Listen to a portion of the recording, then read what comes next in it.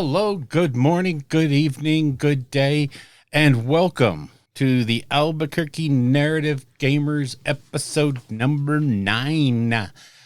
The one we lovingly call the one about Moonstone. Yeah. Oh, yeah. Bill got me hooked on that. One game, and it may be one of the best rule sets I've played with. Yeah. It's just, we'll get into that later. All 10 pages of it, yeah. I mean, I'm telling you what, it's amazing. Mm-hmm. You know, the depth in the game is the play, not the rules. They don't let the rules get in the way of the fun game, but we're going to get all to that. So what is different about today? It's Wednesday. What? We record on Sundays, you fool. Yeah, well, Sunday kind of got away from us. A little. And then, Bill's going to be out of town this next weekend, so we had to convene during the week to get this done. So I met up with Bill on Monday, learned to play Moonstone, amazing game, and now we're recording about it. Yeah, that's kind of the fun part. I want to throw a quick shout out to Alma. She knows who she is, and she has a birthday this coming week. So happy 30th. Yay! I won't be able to make the party, but oh well. So it goes. I know. I'm sad, but these are life. So yeah, this is going to be the show where we do a getting started section on Moonstone, which is a phenomenally good game that you probably haven't heard of or you're only vaguely aware of, and that should change. So also coming up in this week's After Dark, we're going to talk about a bunch of other stuff like Maladum from Battle System, Stars of Icarios, Daggerheart, and anything that just comes up into our little brain pans. But shall we move on to the new stuff? It's Gen Con week, or after Gen Con week, so there's a lot of new shit out there. There is. Not all stuff that we can cover, but Nope. we are highlighting some of the things that we thought were good. Yeah. Some of which we actually forgot to write down, and we only remembered when we started the show. Yeah, exactly. You're frantically writing in pencil on our scripts. Yeah. Oh, here's another one I forgot, which in the Magic Sphere, the Edge of Eternities set just dropped. Yes, so it did. if you like your pulpy sci-fi and your magic, you got a place to go for both. I'll be talking a little bit about that later on because my primary hobby progress right now due to a swamp cooler on the fritz in the middle of a heat dome. Oh, God. Has been just trying to refine a deck based off a certain lobster citizen. Oof. Yeah, that card is so cool. I'll talk about more about it later. Cool. Then Parabellum had a big announcement, a week and a half ago? Yeah, a couple of weeks ago. It's the new Theocrator model for Old Dominion. That is your alternative centerpiece model. It's sort of the priesty version of what the Fallen Divinity kind of was. It also doubles as the Unhallowed Sepulchre model. Yeah. But it's horrifying to look at. It is essentially some of the old pantheon that had been corrupted, and then they were subdued by the Old Dominion to cart around an altar with a priest on top to go speak the profane truth. So it's totally OP and breaks the game in every way. It needs to be nerfed, banned right now. Oh, God, it is so good. It is real powerful. Like a priest with that much punch is something. Just to give for those who do know about Parabellum, just a little highlight about it is that it's a 30 wound model with 15 attacks. It has impact 5 is what I said. Yeah. That's not too bad. Impact 5. And then it has trample 8. But when you do the draw-in on it, you can burn 3 wounds off of it in order to not only get a dark power point, and start adding to your pool further, but you give it +4 trample. So this thing charges in, impacts 5, hits you 15 times ish. It's got a clash too. Yeah. And then it's got a 12 trample. Yeah. Yeah. It's just gonna. And to me, those 15 hits on a 2, that's not great. No. I mean, you're literally going to get probably 5 of those through. Yeah. Statistically, it's the trample 12 that's going to take out most 3-stand units. Mm-hmm. So if you're not buffed, if you're not reinforced, just say goodbye to your screen troops, which is appropriate for something that size. Yeah. So it's pretty cool. It's horrifying to look at. It really is. They took that to a whole new level. I was joking with Bill before the podcast that I think they just got so excited over what they were doing with like Weaver Courts and, the Spider Lady for the Euroni that they're like, we need to put something grotesque into this army. And they did it. So that was a big announcement there. I'll bet I could get that model banned from import to the United States by just making the White House aware of it and say it's like demonic. Oh, and maybe. Then they'll just take it from there. Well, what you could also maybe I'll say that for After Dark. Okay. Anyway. Okay, so yeah, I mean it's a phenomenal model. And it's something that puts Old Dominion back on parity with everybody else, because when you look at it now, just about everybody has a big centerpiece, oh my god, monster that you can either form regiments or you build lists around. And it keeps them in that game. I mean, the Fallen Divinity is good, but everybody knows its play style and its weaknesses. This is going to add just a new way. And incidentally, you cannot take that with a Fallen Divinity. So you won't ever have both. Well, that's the thing, is that the Fallen Divinity is like, it restructures the army completely. Yeah. Like everything's around the Fallen Divinity, so all the cool stuff that you were trying to do with the synergies in your army and stuff fall through. Whereas this is actually like pushing forward Old Dominion's general army game plan further. Yep. So cool stuff. It is. It's very cool. And, it's another Parabellum. Just, they get it. They know how to make big monsters, unlike a lot of companies that, they'll make a big centerpiece model and it just is not good. And it sort of either dominates the game or it falls by the wayside really, really quickly. So, yeah, I love it. I like it. So in the world of Marvel Crisis Protocol, the most recent box was Avalanche, Exodus, and Lady Mastermind. So let's just blow open the doors and have some more fun. Oh, it's so cool. Been watching a lot of video bat reps and stuff with some of the older factions that have gotten some real love, and just seeing how much better they play now. And, Clea went from this afterthought that you would never look at in Convocation to, she's a must-have. She's a take. So, yeah, it's just... It's crazy because, like, when Clea first come out, she just felt like the consolation model you got in the box for buying the model you wanted, and you're like... They had to put something else on the sprue. Yeah. God, like, I feel bad about even putting her on my list, but I want pure Convocation. At the time when she launched, they didn't have a lot. No, they didn't. But yeah, to see her glow up, yeah. And they talk about another company that really knows how to like work and balance their stuff. I mean, I remember Malekith. I remember how busted Thanos was. Yeah. But give them time; they'll correct it. And they don't jump into things. A lot of times, a lot of other companies will do knee-jerk reactions. And sometimes they're very well considered. Corvus Belli is just great for, we didn't see that coming. But when they do make that crazy change, they make it good. They make it correct. A lot of companies don't do that. They just swing the hammer as fast as they can, and they'll deal with the fallout later. So, whereas, with MCP, they take their time. They look at a lot of data. Yes. And say, okay, this is what we need to do. And, they got it wrong with Malekith the first time. They got it way wrong. They recorrected. They went back to the drawing board, figured it out. And now it's fine. Absolutely fine. It took 3 shots out at Thanos to make it work right. But now I think they've hit that perfect mix with him. He was a tough one to balance, to be fair. He really was. In order to capture what Thanos is and then recreate that on the game board, that's a tough ask. Oh, yeah. It's the same thing with some of the others. Some of these super villains are literally going to look at our little 3x3 game boards and go, disappear. Yes. And they do. And you can't recreate that in the game because it's just not fun. Right. So, it takes a little. I don't care if they need a couple of swings at it, because you know what? We got time. We can let them work it. Yeah, I can't wait till they start doing like the Galactus stuff, because they're going to get to him. Oh yeah.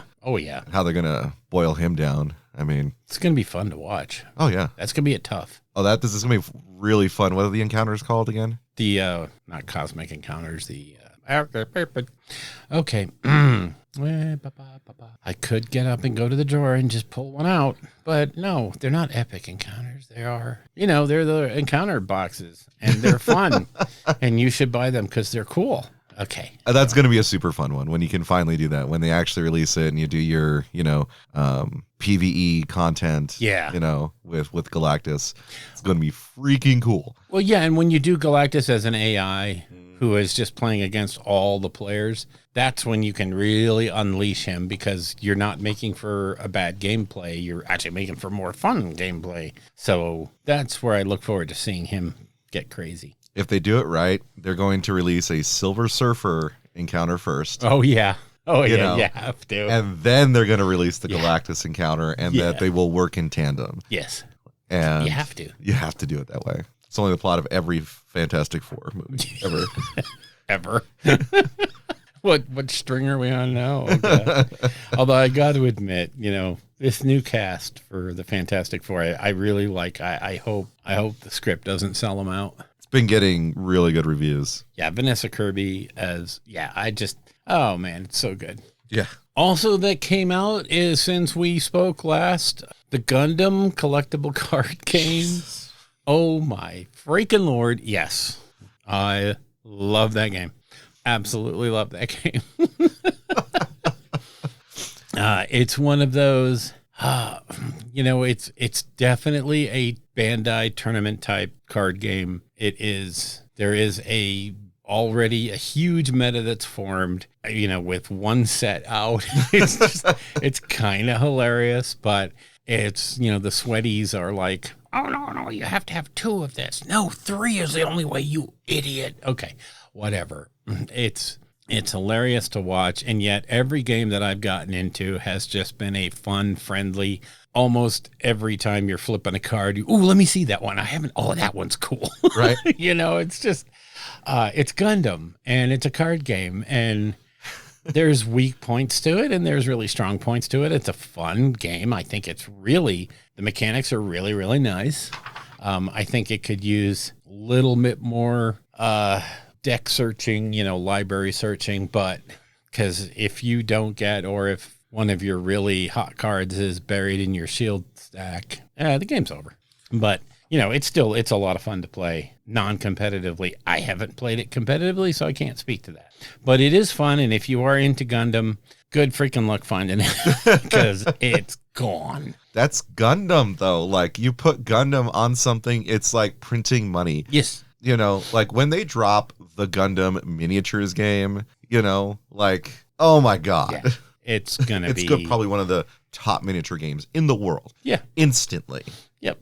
And, I don't expect it to dethrone any other game, because it is going to be so focused on the Gundam world. It's not like, oh, this is going to kill Warhammer. No, don't. It won't even touch Warhammer.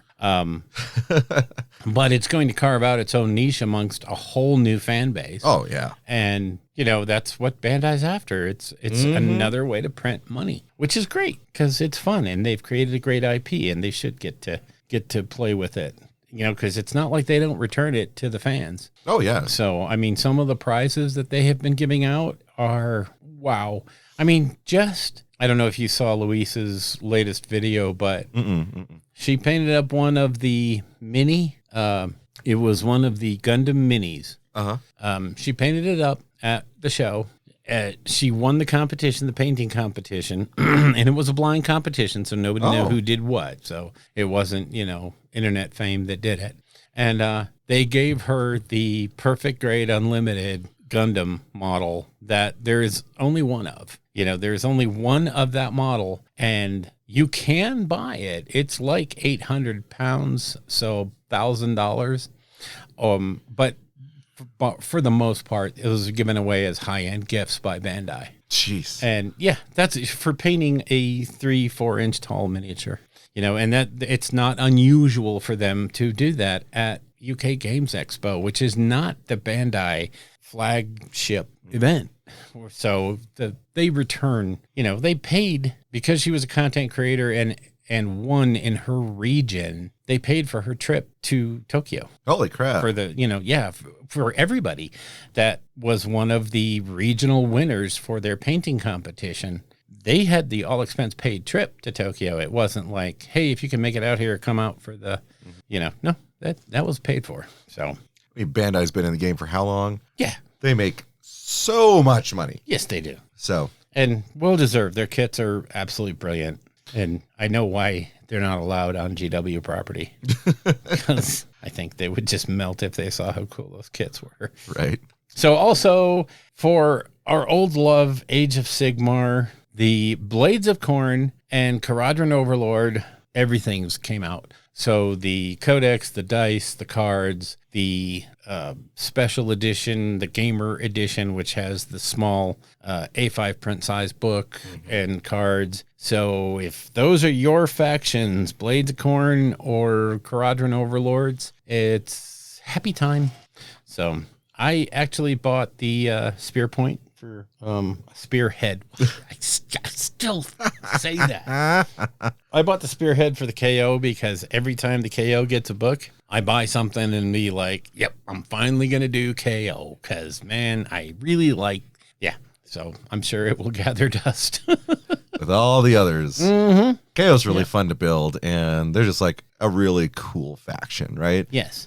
So they're I think they're a joy.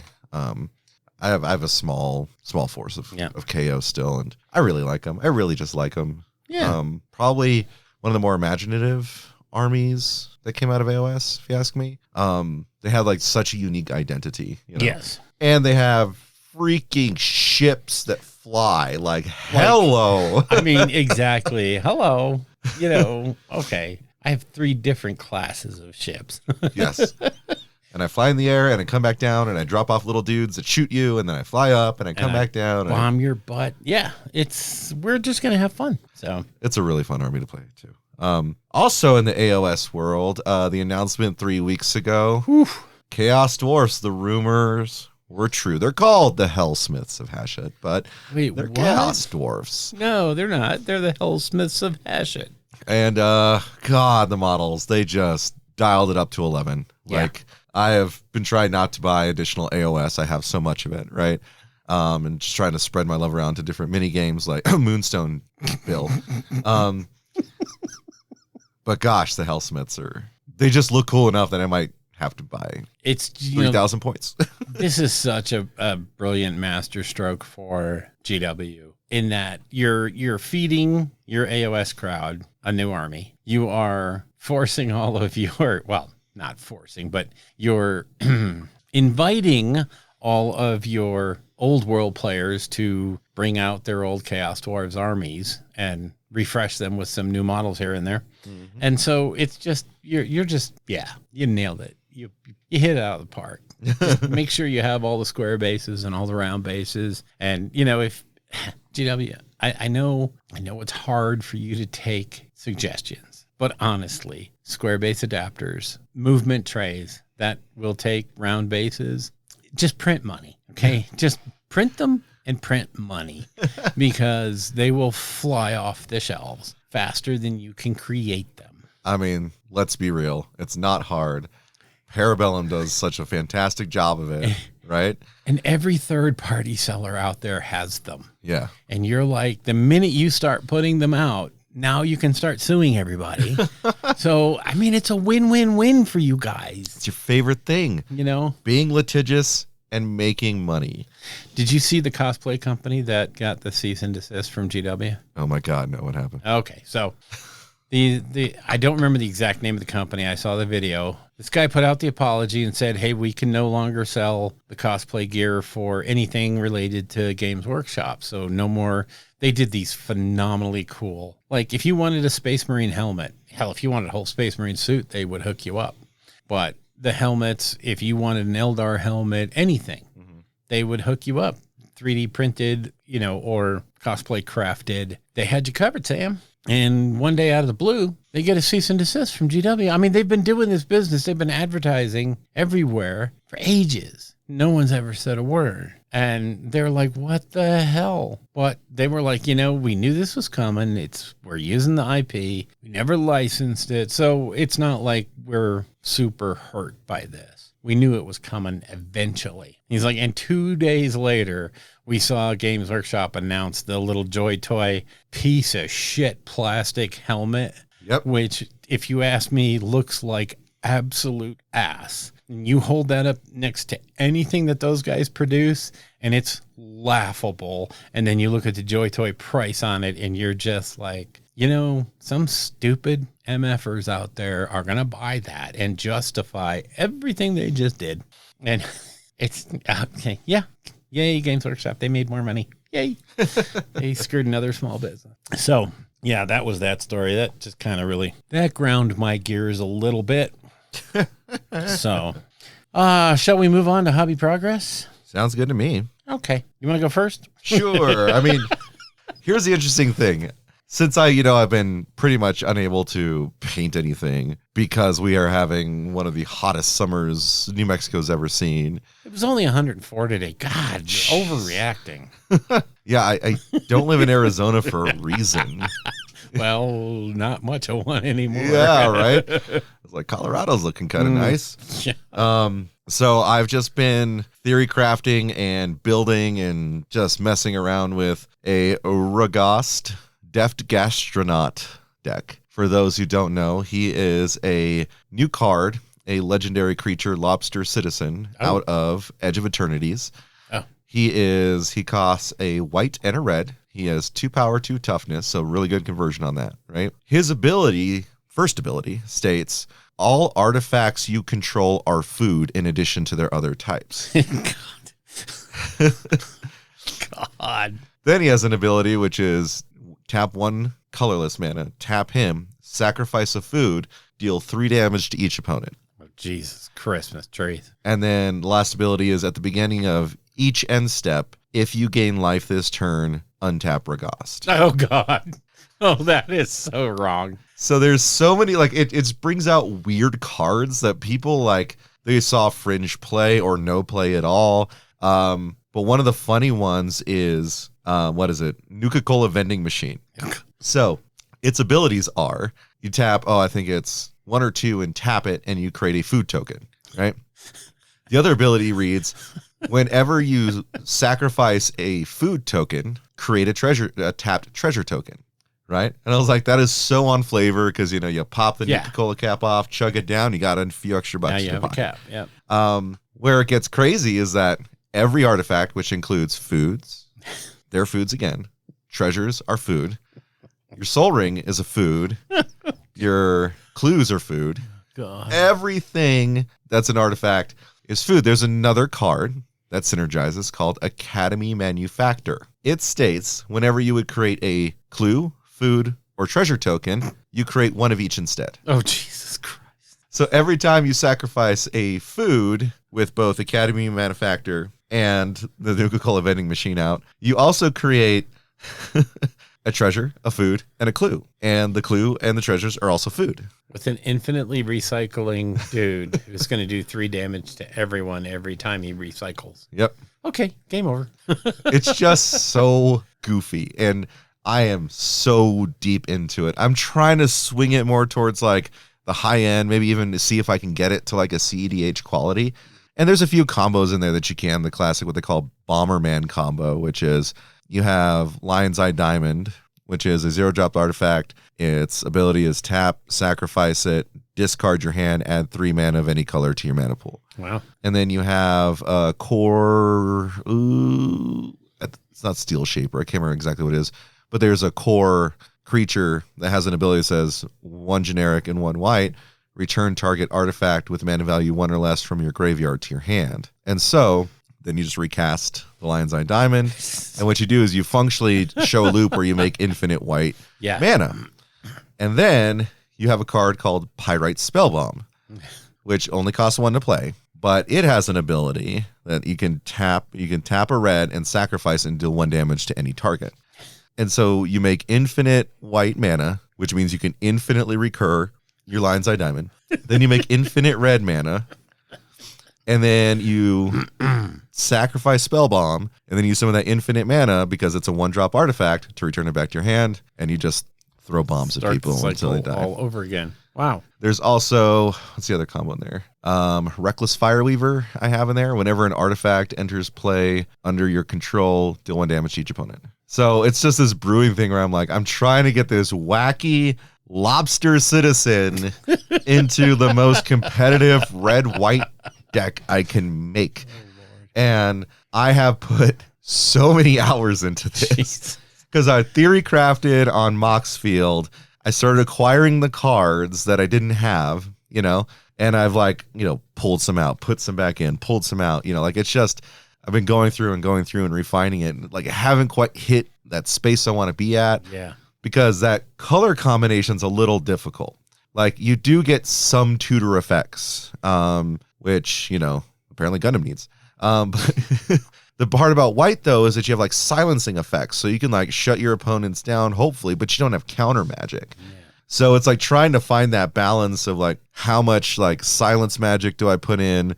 How much do I put stuff in to just try and grind out and get my artifacts out that I need to go off? It's been a real challenge. I'm having a lot of fun with it. So tons of hours into that. Nice. You, Bill, well, based off the game we played on Monday. Based off the game we played. Have been busy. Not as, I didn't get near as much done as I wanted to. So I finished up Baba Yaga's hut, kind of. I still have to do the banister, but that will come. I got started painting some of the Moonstone, the starter box models, just so that we could play. And I also want to do demos out at Slice and Dice. So, I want to get at least the starter sets painted. So did knock out a bunch of trees and hills and all that stuff so that we could have terrain on the board. So, got a lot of that knocked out. I painted the wife and I's ships and figures for Stars of Akarios. Oh, cool. Which Evernote corrected to Stars of Salaries.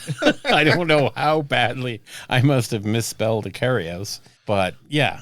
So, I painted up our ship and our people so we can do the ship combat with painted minis and the planet exploration with painted minis, which is nice. And now on my desk, I have, I'm going to talk more in After Dark, but I have the core set for Maladum, which I just primed all the minis for. So I want to knock that out because I want to play that painted. And that's going to be a lot of fun. The rest of the game is coming over the next 4 days.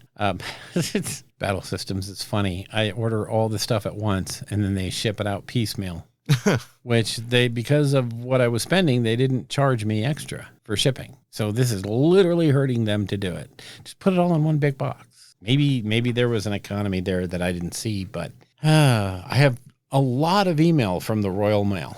I mean, every time a package moves in the Royal Mail system, they email you about it. Yep. And it's hey, it fell off the top shelf and is now on the second shelf. Okay, great. Thanks. Oh, it has now moved into John's hands. Okay, great. Thanks. It's now on the truck. Bridget looked at it longingly. I mean, Royal Mail is crazy. I mean, I get mad at the U.S. Postal Service for never telling you anything about your stuff. And then the flip side of that is the Royal Mail that tells you everything about your stuff. So it's pretty annoying how it's just, it's somewhere. Oh, it was delivered. What? Oh, the USPS could not find a package if they had to. And the updates that they send you are just so comically wrong. And, that one guy, he did a video where he put a tracker into a package to check if the USPS system was actually, factual. And he was like, they were telling me it was in Oklahoma City. And I'm like, it hasn't left Louisville yet. And he's like, I'm calling them and I'm telling them you need to update this because it's incorrect. Oh, no, sir. Our latest scan shows it. And he's like, I'm looking at it right now. It's not. So just built and painted, trees and hills and all that stuff. I do want to, just as a side note, if you have access to a 3D printer on Maker World, there is a really, really nice capper for your speed paints. That's not a skull. And it's just so weird to not have a skull. It's awesome. It's a capper that is, it's just a bunch of gems on a nice low cap. So if you keep your paints in a drawer, they will still fit because it only adds a little bit to the height of the bottle. I printed out about 120 of those so that I could put them all on my speed paints because I hate having to guess what the color is. Yeah. You know, because you get those nice images and it never looks exactly like the image. Truth. So, yeah, I'm going to be able to do all that now. So highly recommend those little paint cappers. I did get the Minotaur Synthwave brushes from the Kickstarter that they ran, late last year, early this year, for their synthetic brushes that, you know, are sort of kind of designed for contrast or speed paints or, you know, any maker's version that you happen to love. And at the same time, you know, Monument has their Dauntless brushes, which are their synthetic brushes. And honestly, comparing both of them, I prefer the Monument brushes just for no other reason than it's Monument. But they're both very, very good. They hold a lot of contrast paint. They really do hold a great point. So for applying contrast, either in big swaths like you normally would do at the beginning of a model, or for just like pin highlighting areas, they're great brushes, both of them.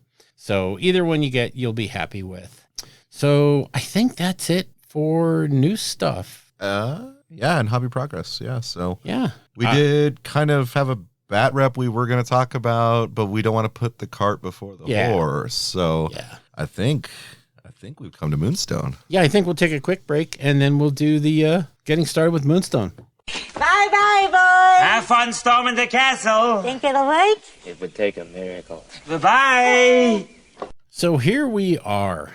We are about to talk about a little game that came out 4 or 5 years ago and has a rabid following, but you don't hear a lot about it anywhere, really. Yeah. I mean, until I was introduced to it by Eons of Battle, and in very short order, then I went to Slice and Dice, and Vic was saying that he was going to start carrying it. And, well, that was the end of that. I was like, sign me up.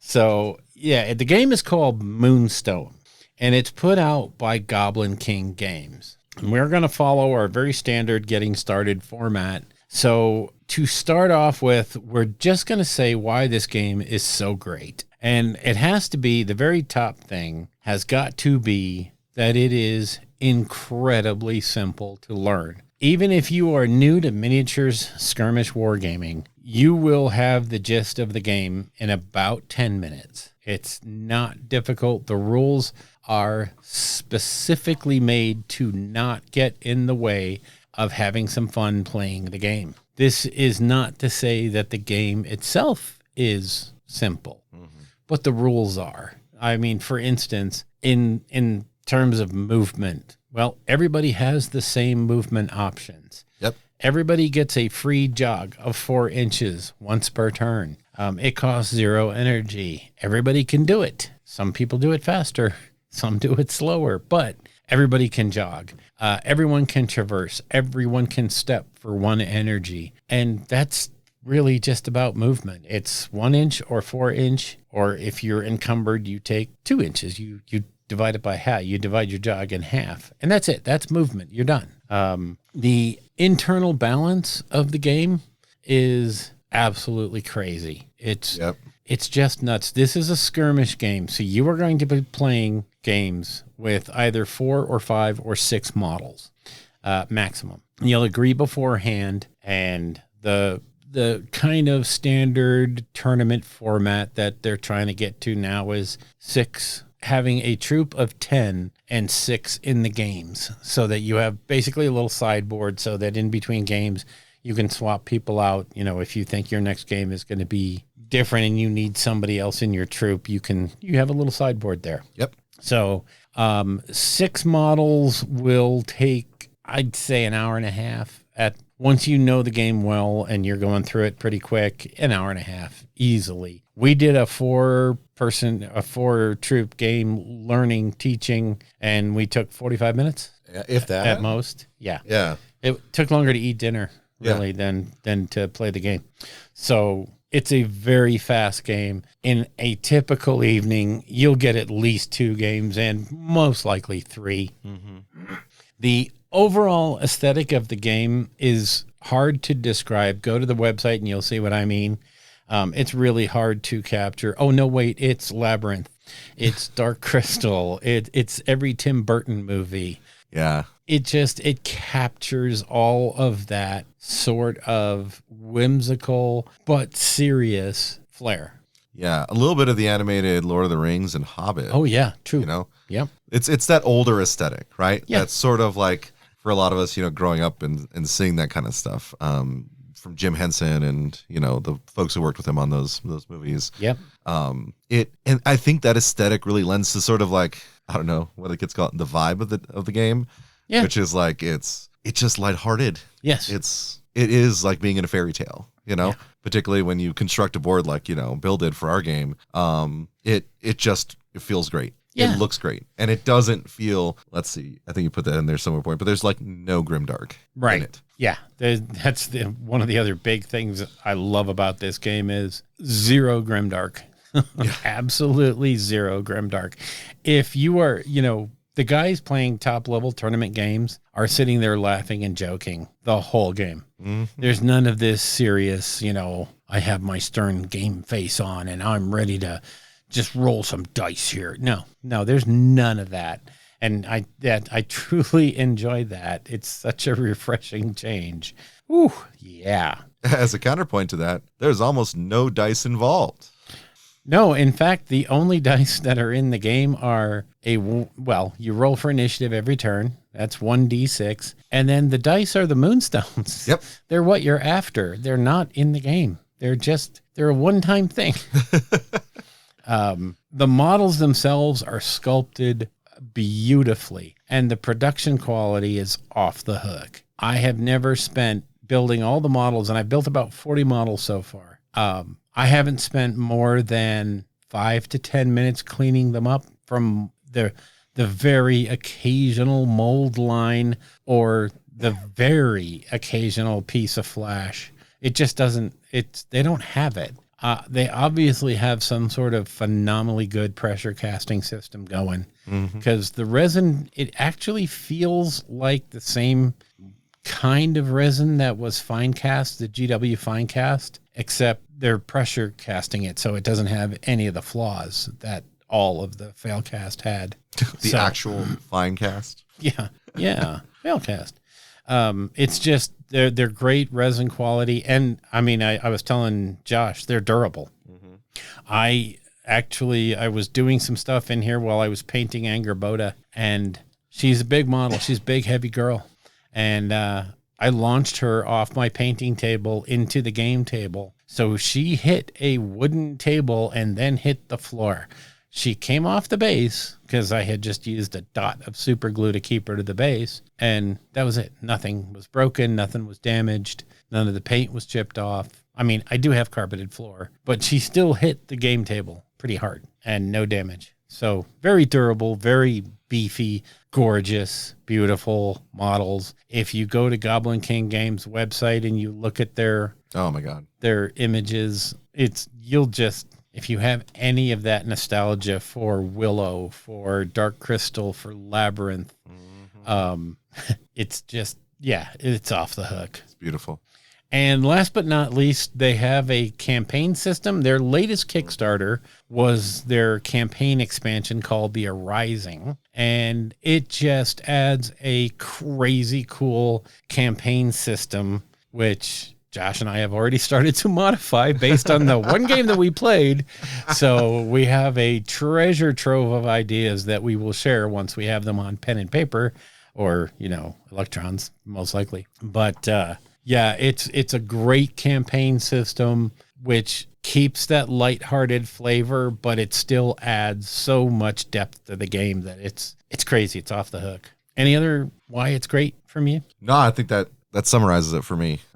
There's like specifics we can talk about a little bit later, but it's just probably one of the cleanest games you'll play. You'll pick it up instantly, and it's just a damn good time.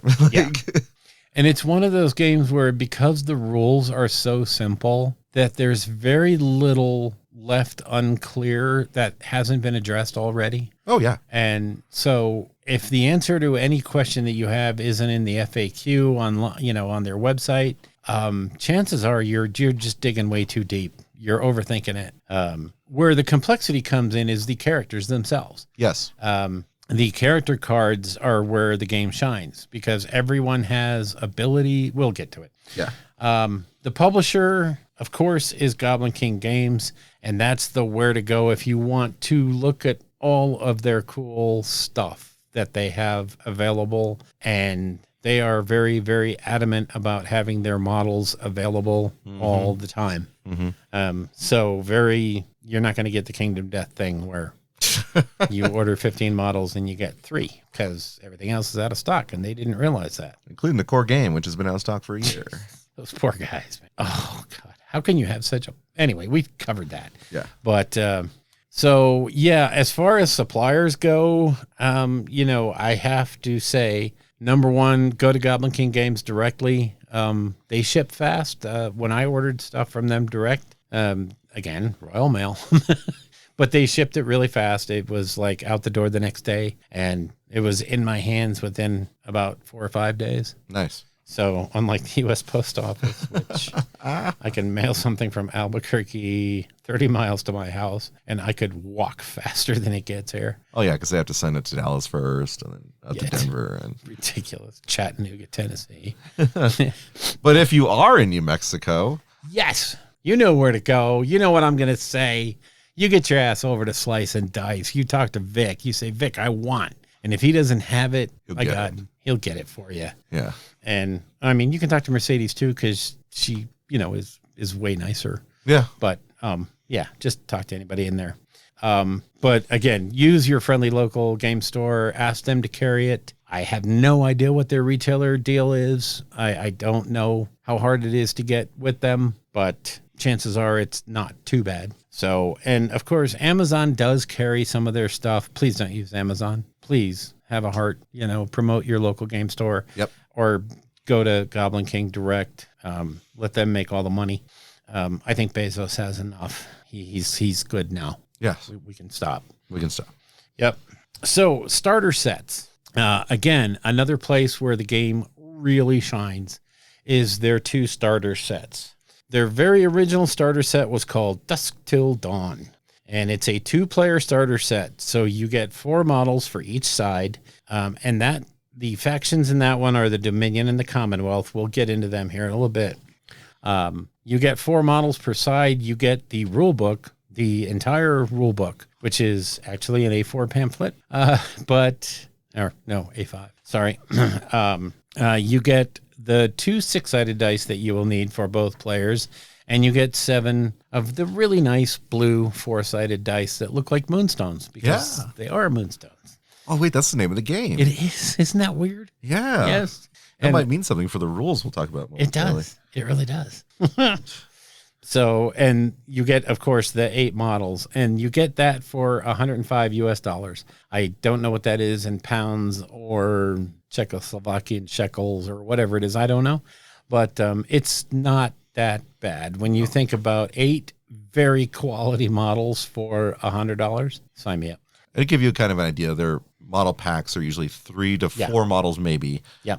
For about 50 American, right? So if you consider they're generally 3 models, you actually do get, more model. You get so much more for your buck, yes. Right? Just buying the 2-player starter set, and the characters that come in there are amazing. Like, yes, they're very, very good. They're ones you're going to want if you play those factions. You are going to want all of these characters. There's no losers here. And all of them have amazing fairy tale funny names. Like, was it Baron von Fancy Hat? Yeah. Eric the Squire, who goes on to become Eric the Enlightened. But yeah, I mean, it's just, there's so much flavor. It's ridiculous. You get Angerboda, which is what you might imagine, a giant lady who is kind of angry. Yeah. And she beats face. That's what she does.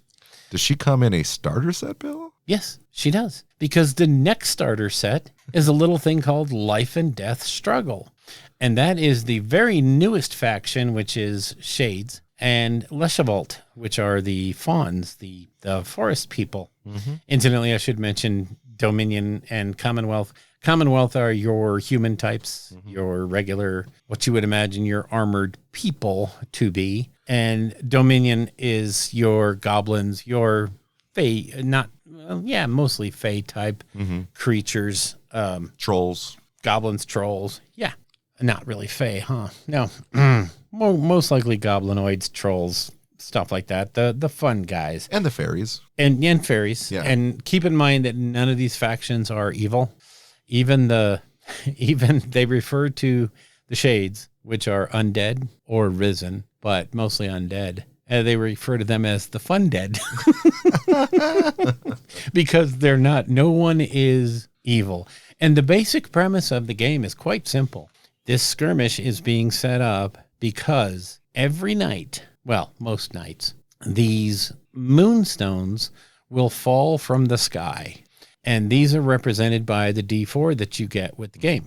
And at the beginning of the game, you literally hold a handful. In a 4-player game, you use 5 of them. In a 5 or a 6-player game, you use 7 dice. You hold them about a foot over the table and you let them go. And where they fall is where they fall. And then from that point on, you roll for initiative. And whoever wins that roll gets to choose to either be the early bird or the initiative player. The early bird gets to pick the table side, so they get to pick where all the cool moonstones are, or they pick to have initiative. And initiative is big in the game because initiative carries over. Even though you roll every turn, if you have initiative, you have bonuses on the first 3. Well, you have immediate initiative on turn 1, and you have bonuses on 2 and 3. Yep. So immediately you have choices to make. And when you drop the moonstones, the other player has 1 mulligan. If the drop is just absolutely unfair, he can say, "Yeah, no, we're not doing that." You collect up all the dice, and then that player picks them up and drops them. At which point, the original player has 1 mulligan. Again, if it's completely, if they all line up on one side, that's not going to be a fun game. So, but after that last mulligan, that's it. Where they fall is where they fall. So, and since they're D4s, the number that's represented on the top of the D4 is what's called the depth level. Yep.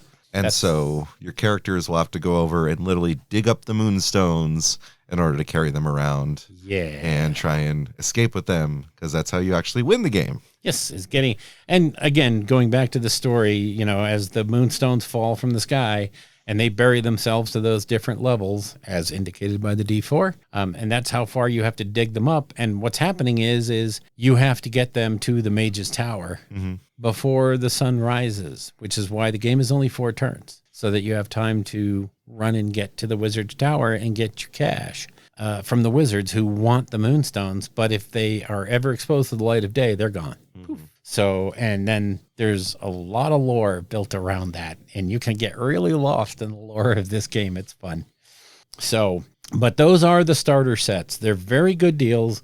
Again, they come with the rule book, the dice, the tokens, the measuring widget that you need, the models, everything except terrain and a place to play on. But if you're listening to this, chances are you play these kinds of games, you have all this stuff already. Yes. And don't be afraid to use your Necromunda terrain. It's fine. No one will yell at you. I will, but but having cool terrain is a lot of it. Yeah. All right, you want to go over to the rule book? Yeah. So I love this. The rule book, like we say, it's not complex. It's a tiny little, we say, A5 pamphlet, right? Yeah. There's actually only 17 pages with actual writing on it. Yeah. Right? It's tiny. It doesn't require a lot. It states specifically, look, you open the front page, what you need to play. 2 to 4 players, 3x3 playing surface with fantasy terrain, 3 to 6 moonstone miniatures for each player with accompanying cards, tape measure or their little measuring instrument, the 21 card arcane deck, get to that, 18 card melee deck, pile of small blue discs to use as energy tokens, which, by the way, they do have additional products you can purchase that give you fancier little energy tokens plus status indicators that you can put near your models.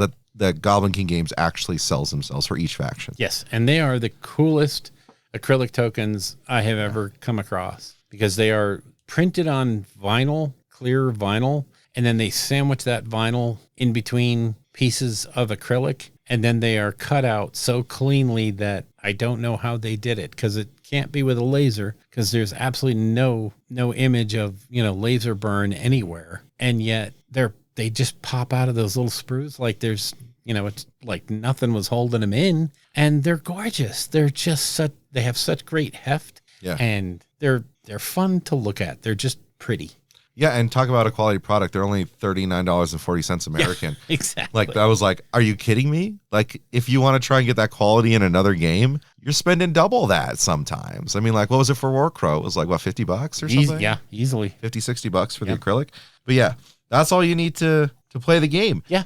And your character cards are just going to, of course, tell you everything that your character can do, You'll have a melee stat and an arcane stat. Now, one thing is, well, we know what melee is, right? But your arcane stat is not just magic, it's also your shooting. Yes. It's your abilities, Yes. like the tricks you can do and things like that. And so that's why you have a arcane deck and a melee deck. Yep. Simple, right? And you share that deck between two players. Yep. So it's not like each one needs their own. Nope. Yep. And again, another way that's so simple to approach the game. Oh, right? yeah. That you're sharing this kind of stuff, You have a character's name. You'll have their subtypes. The example they give in the book is Flintlock, human soldier, right? Yeah.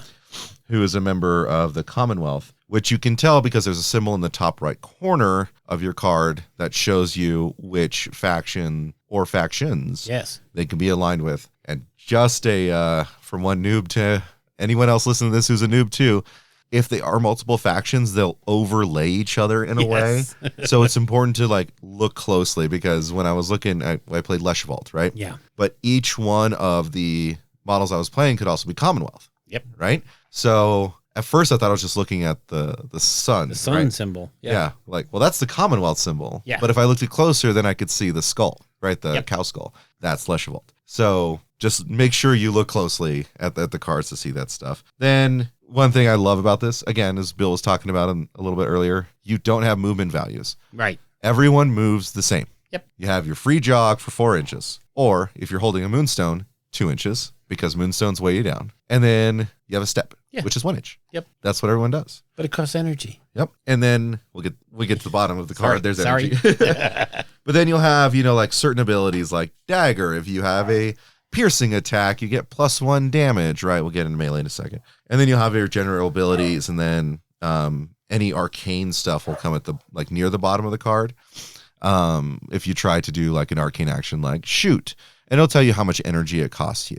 Then you'll see your signature move. Oh, yeah. Right? Having a signature move when you're in melee combat has a certain effect. Then you have your health at the very bottom, indicated by little circles. Yeah. Which is great because how you mark damage is marking on the card. Yeah. So Filling in the little circles. Bill's pro tip, get some sleeves. Yes. Sleeves and dry erase markers. Then if you look at it, you'll see some blue circles and some empty circles. Yes. The blue circles are how much energy you get at the beginning of the replenishment phase, is what it's called, right? Yep. So start of turn.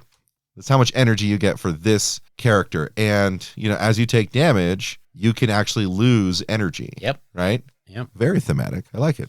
And it's interesting because it allows them to, some characters are front loaded. All their energy comes at the beginning of the track. So as they take damage, they become almost unable to do anything. Yep. Or some characters are backloaded where their blue circles are right at the bottom of the track. So they're at full power until you kill them. Or in the rare case with, what's the fairy's name? Tito. Yeah. All of her stuff is energy. Oh, God. She starts with 6 energy, which is probably some of the highest in the game. Yeah. But every time she takes damage, she loses an energy. Yep. And fairies are squishy. And it also shows you your base size in the bottom right-hand corner. Yes. One reason I think that's really cool is, of course, I want you to have the models and to play with them and paint them, right? So that it actually looks like the game's intended. But you can if you can get a copy of the card, test a model if you want to in a game. And let me interject right now. If you go to the Goblin King website, you can go to their download section and download every card in the game. You can download the rules, and you can download paper standees for the characters in the game. So if you want to try it out, you can spend $0.00, except for some printer ink. So unless you're using an HP printer, that's almost negligible. So yeah, you can basically try this game for free. Yeah. And then if you decide that you really like it and it's really cool, it tells you what base to put these standees on. So, you're playing immediately with $0 spent. What are the two sizes though? Isn't it like only 30 and 30 then 40? and 40. That's it. That's it. So you don't have to worry about anything crazy. No, It's not at all. fantastic. It's fantastic. Now, that's sort of the basic breakdown of the character sheet. When looking at your factions and how you're going to pick and how you're going to build, they all sort of have their niche, right? Yeah. In what they do, like Dominion being armored soldier types, they're like very good in melee. They come in, they want to beat face with swords because they have armor and they're knights. No, that's Commonwealth. That's Commonwealth. Sorry, That's I meant Commonwealth. Yeah. Commonwealth does that. Commonwealth also has one of the best snipers in the game. Oh my God. Flintlock. Flintlock is ridiculous. He has a 14-inch gun. That's the biggest range in the Yeah. game. Yeah, on a 3x3. Like that is Yeah, that's the board. That's you the get board. him set up. He covers the board. yeah, don't cross the line of sight of him. Dominion is more trickstery, Yes. Like you have traps and you have little synergies, like whereas Commonwealth characters can kind of stand on their own. Yeah. Some can like Eric the Squire Buff's fancy hat, but it's all about the synergies between your models and making sure that like your overlapping buffs are able to, help you prevail because you're a bit squishy. Yeah. Or your big dumb hit stuff trolls, Yeah. which still looks so cool. Oh God, they're so good. Leshavolt again, that's your fawn. Oh, The other part of the Fae. So what's the hopper? Is that what it was? the jackalope? The jackalope. Yeah. Yeah. Jackalope. Absolutely fantastic. It is hippity hoppity, get off my property. Yeah. I love Leshavolt, their big thing is movement shenanigans and adjusting the deck. They do maybe not as much as Dominion does, but they do a good bit of it. And they have movement shenanigans for days. So whenever you think you've nailed down a Leshavolt character, think again. They're so cool. Favorite name actually from the game we played came from the Leshavolt, which is Mr. Toodles. Mr. Toodles. Yeah. It's a it's a little satyr with just a little pipe. Yeah. And he just goes and he plays his merry tune and pushed Bill's character away from a moonstone so I can snatch it and win the game. After I dug it up for you, you jerk. Anyway. Oh yeah, that was I a pretty hate fun Mr. game. Toodles. And Shades, like you said, fun dead, right? Yeah, shades are the fun dead. They come in two flavors, risen and shades. And the two actually play rather differently, Yeah. very distinctly. Where, the risen, they work a lot with resurrection. Yeah. And they're not strong. They're not beefy in terms of hit points and what have you. And they don't have a lot of healing. But what they do have is the ability to just bring things back from the dead. Yeah. So, yeah, you slayed my monster. Not only did you empower my whole force, because every time most of the characters have something in their card about if a friendly model has been slain this turn, you can. Mm-hmm. And that's crazy. So, yeah, it's kind of a side where you want one of your models to die so that you can get your buffs, and then you just bring it back at the end of the turn. Whereas, the shade portion is more of what you would think of traditional undead ghosty. Sometimes they have damage reduction because they're really not there and they're very ethereal. So, and they're also simple to paint because you need Night Haunt Gloom and say goodnight. That's awesome. So yeah, shades are the newest. They're a remarkably different play style, like all the factions are. They There's each identity. have an identity that's fun. If you want to be beat face and run up and do the melee and shooting and I kill you stuff, you're going to be going after the Commonwealth. Or trolls, right? Yeah, trolls are good for that too. And that's under Dominion.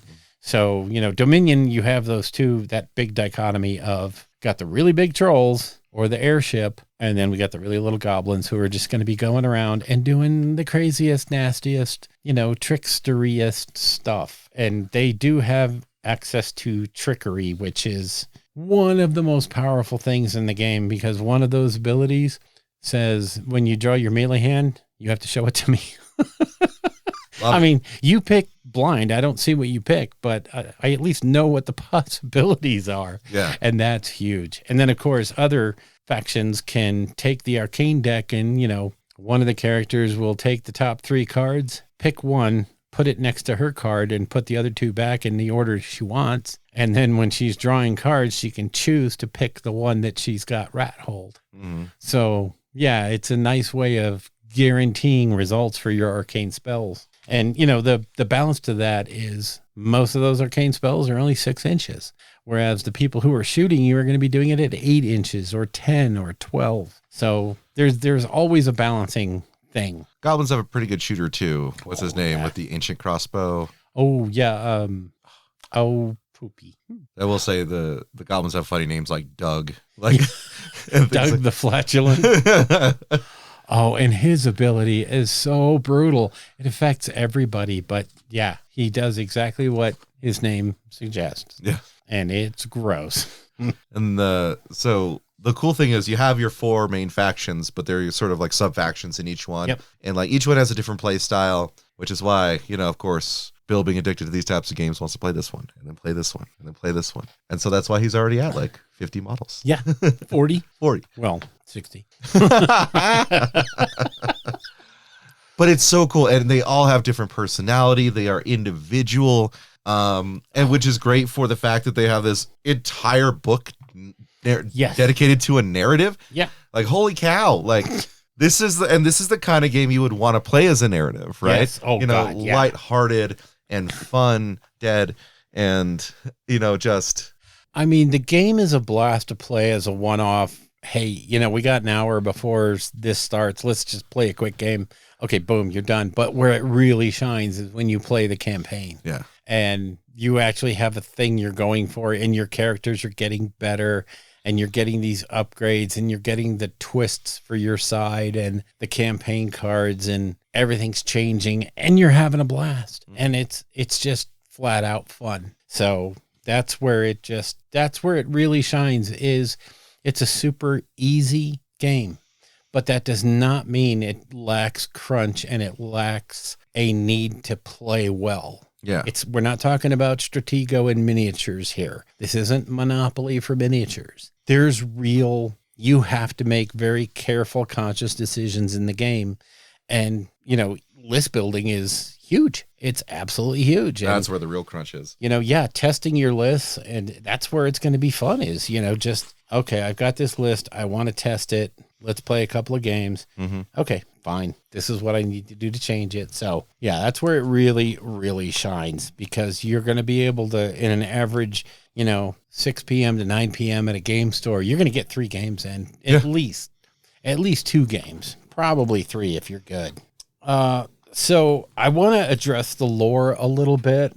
There is a great video, and I will try to link it if I can find it again, where one of the guys that was covering Moonstone interviewed the lady who is the chief lore monger person for the game. We'll call her Laura. Yeah. Laura Lydie. Yeah. Okay. So anyway, she came on board after the game was already, the original had kickstarted, and they were well on their way to becoming a very well-established game company. And incidentally, the game did win a bunch of awards for best in show and best rules, best figs, and all that other stuff. So they have a pedigree. But she came on board after they were already established. And one of the great things that she did that I absolutely super respect is, as she was developing the background story and the lore, she made a very conscious effort to not screw up anything that was already out there. Mm-hmm. She just built into it. And like she said, she has this diagram that she keeps updated for all the people to look at there at Goblin King, which shows every character and who are their best friends, who are they enemies with, who do they really, really hate, and with all the attendant lines and connections. And that way, when somebody is building a story or building a scenario, they can look at this and go, oh, okay, so this guy hates that guy. Let's build something around that. Yeah. And let's make a story and a scenario that works. And so they do that, and everything is interconnected. And you generally don't see that sort of effort until you get to big companies, like Corvus Belli and GW, where they have people that are dedicated to just doing that, to lore checking and fact checking to make sure that they're not treading on their own lore. And here you have this, 15, 20 person company, and they're doing it and doing it really, really well. Like I said, their Kickstarter for the Arising, which was their campaign plus the Shades expansion. I mean, it went nuts. And there's an entire book that's bigger than the rule book. Yeah, actually. And, because they do have a full rule book. It's not just the one that comes in the little thing. And the full rule book gives you a ton of lore. Plus it has, up until the time of printing, it has every character with its breakdown and some designer notes about what was intended with the character. So it's a really great resource. And then in the Arising book, they just doubled down on that. They have all the characters from that point to now, as well as the campaign system and the campaign cards. And incidentally, if you just buy the book, you can download the campaign cards. So don't think that, this company, they're not out to just nickel and dime you to death. Yeah, they're not fleecing you. Yeah. No, because they make their money on the minis, and, they make really good minis, and you'll want to buy them. So anyway, yeah, the lore is so deep. It's so good. And I am whistling like crazy. I wish I wouldn't. All right. So I think we talked about factions. Okay, so hobby items. Again, keep in mind, these are resin models. Wash, wash, wash. A little bit of soapy water, maybe with a little bit of alcohol. Give them a scrubbing with the toothbrush. Be careful because some of the details are very, very thin on these guys, and they're easy to break. In fact, my Eric the Enlightened is missing some horns. Yeah. Yeah. Mostly because I'm a ham-handed idiot. So He was no Angerboda, let's say that. yeah, no, he was not. Yeah, just typical resin stuff. Like you would anywhere with resin. And, you're dealing, if you've dealt with fine cast before, then, you're going to be a pro at it. Yeah. So, But I mean, the joins are the first time you look at the model, you'll be like, how in the world is that? And then when you start test fitting it and you're like, oh, that's perfectly easy. Especially the characters with the bows and the wings, you're like, that doesn't even fit. How in the world? Oh, yeah, no, it is perfect. Okay. Yeah, that's great. fantastic. So, yeah, the big thing is really, since all that stuff is free for you to look at for the factions and the rules and stuff like that, before you make that first purchase, do your research, because the very distinct play styles, and based off what I saw from everything that I've been reviewing since, Bill introduced me to it, like if you have a play style, there's a place, it's going to be in the game, right? If you want to be shooty, if you want to be sneaky, if you want to be fast, if you want to be, summoning psychopomps, because that's what the undead can do. Yeah. Fun dead. Sorry. The fun dead. Yeah, I mean, if your thing is pirates, you're going to have such a grand time because you can build a pirate list that is so crazy cool, and it's so much fun. And you have the ability to shoot. Everybody's got a pistol, and you have this, in the game, pistols are usually one-shot deals, and they cost usually 1 energy to shoot and 2 energy to reload. Yeah. Or, you could have the powder monkey who just runs around and gives everybody reloads because he's really, really cool. If you have the powder monkey, you're down a model because he's not going to do anything for you. He's not going to dig up moonstones. He's not going to fight. But by God, he's going to make you shoot every turn. Yep. And, he's a wonderful little monkey. And he's got a cool pirate hat. So you got to love him. So, like you were saying, if you have a play style, you'll find it here. Yeah, and usually I just approach it from, faction writ large. Yeah. Then sub-faction, and then sub-types. Yep. Right? It's just how you classic funnel, right? Yeah. I personally went hard on fairies. I bought 2 boxes of fairies. I got the Enclave and Blood Magic. Yep. Which I think is sort of like a good core 6, though I do really want the Wasp. Yeah. Because things about fairies is that they are weaklings, so Yeah. they do 1 less damage and it takes some additional energy to dig out moonstones. Yep. But they fly over everything. Sure. That's cool because the terrain rules can be restrictive in terms of what you can or cannot see. Oh, very much so. Like if there's a tree between you and someone else, you do not have line of sight. Yeah, period. You know what a fairy can do? Fly over the tree. Yeah. And it doesn't have to do anything. It just moves over the tree. Yes. Bye. As long as it's 4 inches, you do your jog action. But what, and then rule of cool, right? Like aesthetic. What looks coolest to you? Yeah. Right? I guarantee you, if you go on rule of cool alone, the rules for the characters will still be good. Will still help you. And if you want to put together the band from Labyrinth, you can. Because It's true. Muggle's in there, everybody's in there, and you will have a great time. Yes. And it's just fun. Just fun. Whereas, if you want to build a really good, crazy, competitive deck burning list, you can. You Yes. can do all that stuff. You can play your style. And I guarantee you that playing with a competitive mindset in this game is probably not going to make anybody angry, because it's not that you can be you're not going to build anything overpowered. I have yet to see on any board, on any Reddit, on any Discord, anybody saying this right here is overpowered. This is the list that wins everything, because it doesn't, and it can't. Well, and there's something we kind of skipped over because there's a real human aspect to the game with both the arcane and the melee decks, Yep. right? So for arcane, for example, you have 3 different colors. You have red, Yes. blue, and green. Yep. You have 3 different numbers, 1, 2, and 3. And what is it? It's 3 of 1, 2 of 2, 1 of 3, right? Yep. For each color. And 3 catastrophes. And 3 catastrophes. And so whenever you're doing an arcane action, your character has the arcane stat. So you draw that many arcane cards. Now your opponent would be resisting you, right? So the resisting player draws 6. Yep. And then what you do is you play this game of, am I bluffing or not, right? And so you look at the value on your card. It'll say you need like green 1 or red X, right? And it'll have some sort of ability afterwards, a push, damage, something. Yep. And you as the arcane player put a card face down and you declare what it is. And then your opponent can either say, I believe you, or call your bluff. Yep.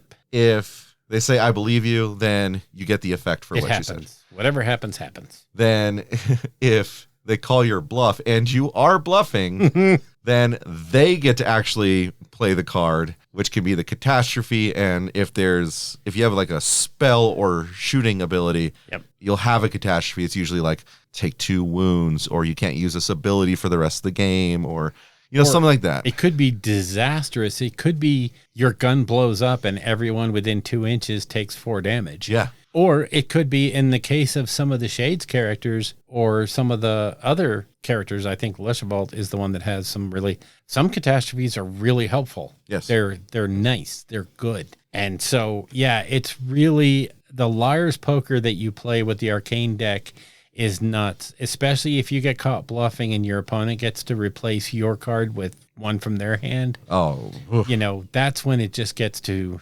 okay, it's a catastrophe. Or you can just negate, you can play a number card that doesn't trigger any effect. And, that's it. That's what happens. And it's over. Now, the melee deck is where it gets really intense. Mm-hmm. When you draw melee, when you go to draw a melee hand, you're going to draw your melee stat. Both people are going to draw their melee stat. If you are the attacker, you're going to draw 2 extra cards. And at that point, each person can choose to go for it, which costs you an energy, which gets you another card. And then you're both going to simultaneously play cards. Now, there's an 18-card melee deck, and there's 3 of each type of card. There's like high guard, low guard, falling thrust, uppercut, and I don't remember the other 2. But they favor different kinds of damage and effect types, and the interplay of those 2 things. So if you do an uppercut against a falling smash, an overhead smash, chances are you're both going to do a bunch of damage, and nobody's going to be protected from that damage. Yep. But if you do a thrust against a low guard, chances are you're going to parry it completely and take no damage. Now, the crazy part comes in that every character, we alluded to it earlier, has what's called a signature move. The signature move replaces one of those 6 abilities. And so if you manage to play that ability, you can then change, you will actually take your character card, flip it over, and it looks just like a melee card, and you'll put it on top, and it becomes that action, and it's usually much better. Yeah. And if you do have, I should have said this earlier, but if you have more than one of the same card, and let's say you have 3 thrusts in your hand, and you play a thrust, and you get a damage, you can then play the next thrust and that next thrust, and those are critical hits. Mm-hmm. And they all add, and they are criticals, so double and triple. So you can do crazy amounts of damage, and, you might take crazy amounts of damage in return, but, that's the chance you take, because combat is simultaneously. I'm going to compare my move against yours. You're comparing your move against mine, and we're going to see where the damage lands. Yep.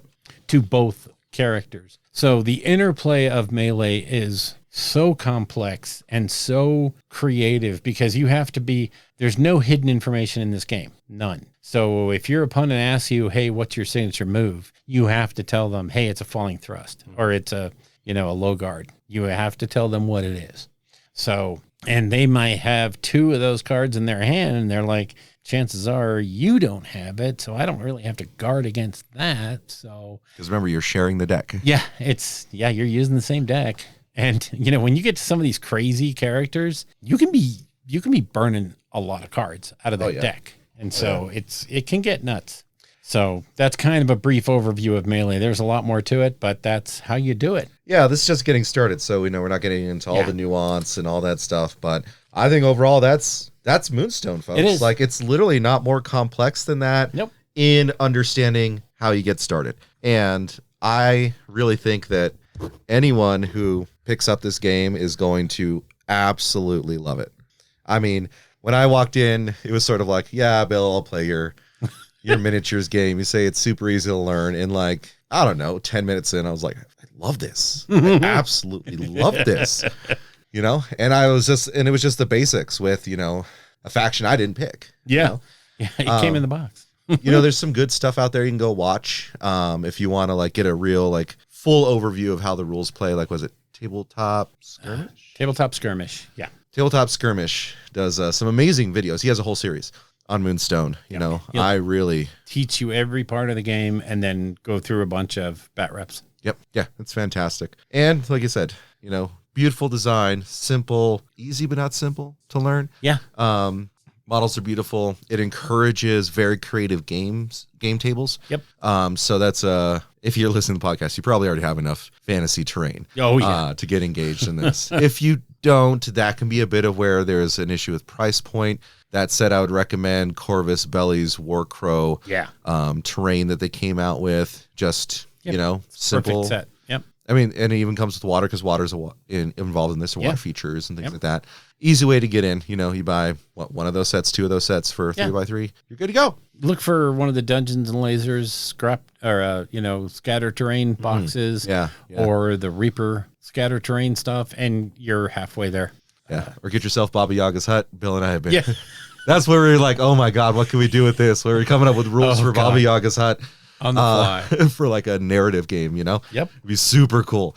But the fact that it encourages that creative play, and not just tournament grinding, is what's selling me on it. And I think if you're listening to this, you'd be sold on it too if you just sat down and played one game. Yep, one game. Agreed. Is there anything else about Moonstone you want to throw in there, Bill? No, I think we're good. I think we covered the getting started. Again, your friendly local game store, or go direct to Goblin King Games. But talk your game store into it, because that'll be the most fun. And I think we'll just when next we meet, I think we're going to be talking about Warcrow. Yeah, we're going to go into the Warcrow updates. Yeah, we're going to dive into those updates and the kind of where the game is right now, and where it is possibly going. And it's Corvus Belly, so expect support for 20 years. They're not going to abandon it. So don't, I've seen people saying, well, nothing came out for quite a while, I think they're done. Yeah, no.